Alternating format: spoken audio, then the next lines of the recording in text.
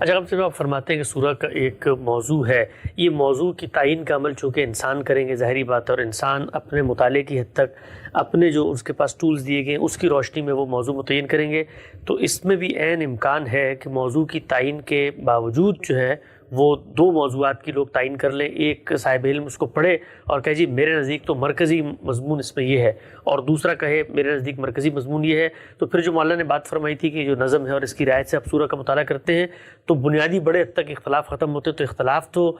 بنیادی سورہ کے موضوع میں بھی باقی رہ سکتا ہے۔ نہیں، سورہ کا موضوع دین پر اثر انداز نہیں ہوتا،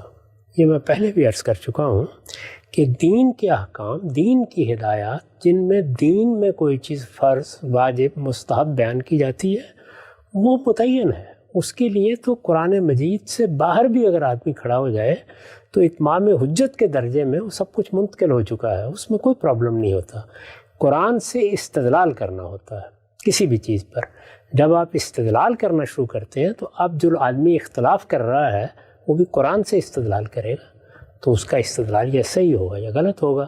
تو اگر فرض کیجئے کوئی اختلاف ہوگا تو وہ جگہ موجود ہے جہاں سے اس اختلاف کو دور کیا جا سکتا ہے، یہ بتانا مقصود ہے۔ یہ کہنا نہیں ہے کہ جس وقت خدا کا پیغمبر آ جائے گا تو پیغمبر تو چونکہ اللہ تعالیٰ کی طرف سے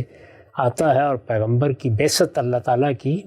اپنی تائید سے ہوتی ہے اور وہ اس کو عصمت دیتے ہیں، لہٰذا ساری دنیا اس کے سامنے جھک جائے گی۔ اختلاف ہوں گے بھائی، اختلاف دور کرنے کا طریقہ کیا ہوگا وہ اس سے واضح ہو جاتا ہے۔ تو واضح ہوا ہم سب